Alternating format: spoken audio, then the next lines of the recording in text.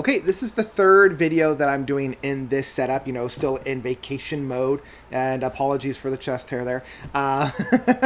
It is a bajillion degrees out, and this is the first time that I'm going to actually speak. I got a fan blowing in front of me behind you, so if the audio quality is a little bit less than stellar and what we're expecting, yeah, my comfort overseeds and trumps your audio quality. So just we're both dealing with it. Let's dive into the album review. Let's get into that.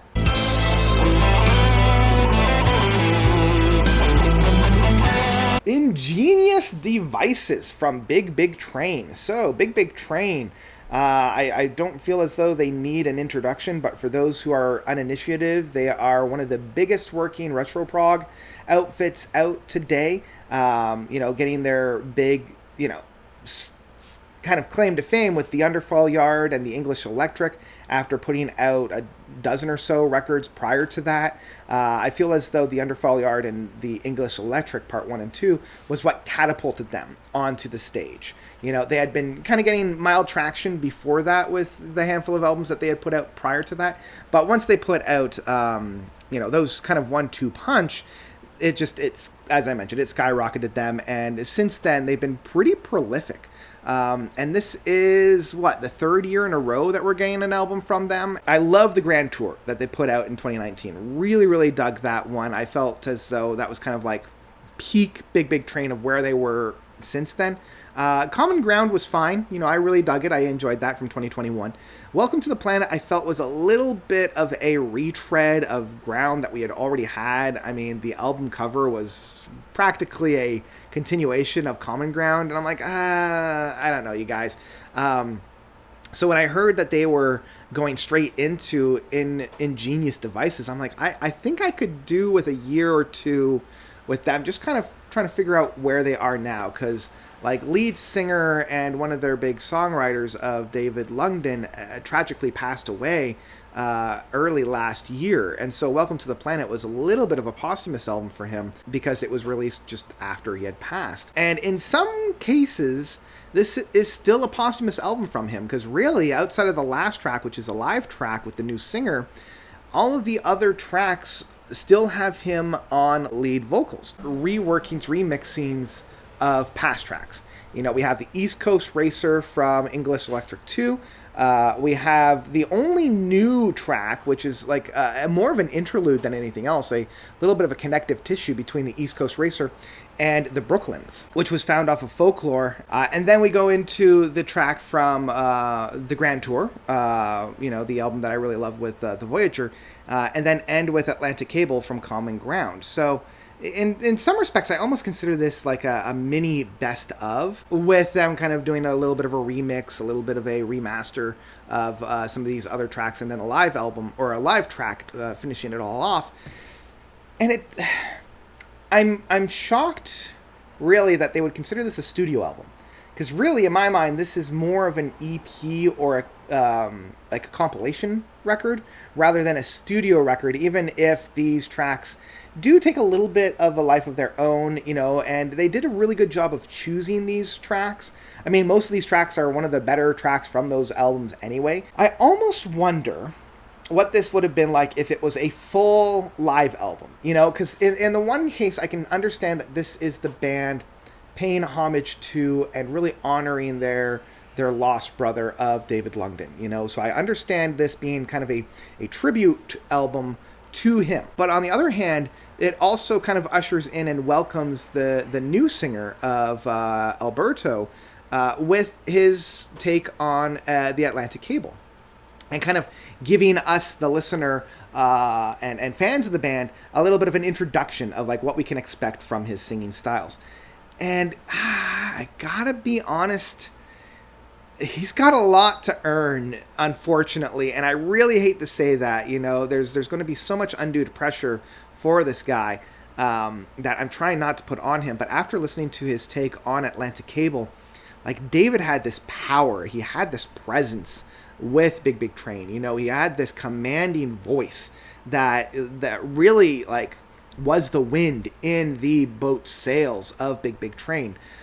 And I feel as though like Alberto doesn't quite have that same powerhouse, and I feel as though Big Big Train is going to be a little bit of a different band with him at the kind of center stage of the vocals there. I know that we still have a lot of harmonizations with Nick DeVirgilo being the drummer, and I know with Rickard Solblum being on keyboards. Like we'll have a really good, and maybe this is kind of their direction that they're going in much more of a kind of harmonizations within the vocal works rather than having one powerhouse kind of individual up front and center.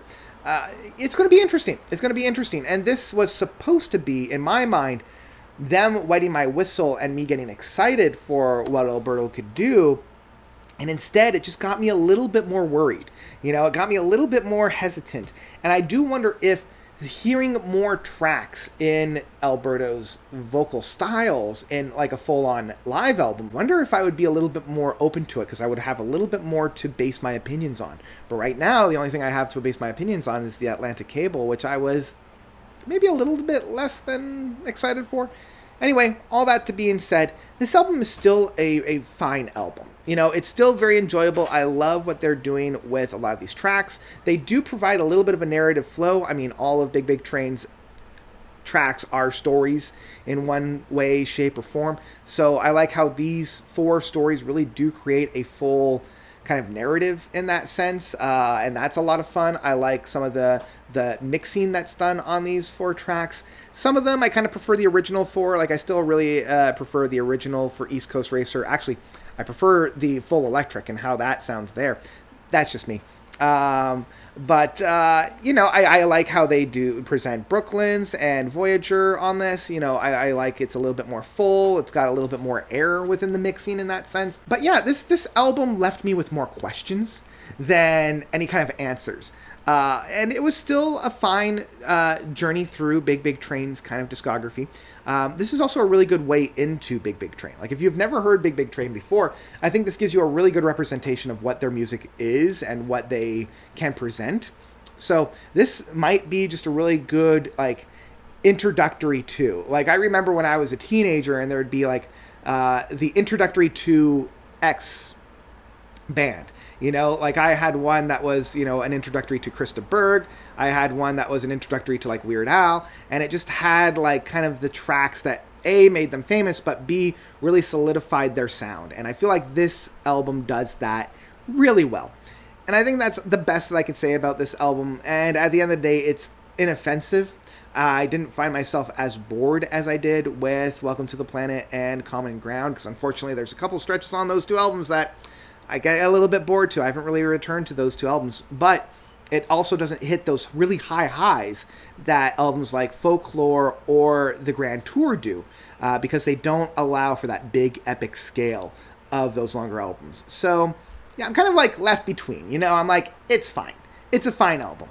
And I think that's where I'm going to leave it. So in the end, I will say Ingenious Devices by Big Big Train is one I would download. You know, like I said, it's fine. My last video, I reviewed Comedy of Errors, where it also felt like it was kind of a afterthought album. I felt like it was a little bit of a mixed grab bag. And this is kind of the same, where I'm confused as to why they label this as a studio record rather than a compilation album or like a best of album or something along those lines, instead of being a full-length, you know, studio album. I'm just a little confused about that. Like, why do this? Why do this? But that's it for me. That's it for me for Ingenious Devices from Big Big Train. What did you guys think about this record? Did you love it? Did you hate it? Whatever you thought, please let me know by commenting down below. And I think that's all I've got for you guys today. So, thank you all so much for watching. As always, you guys are definitely the best. And until next time, notes out.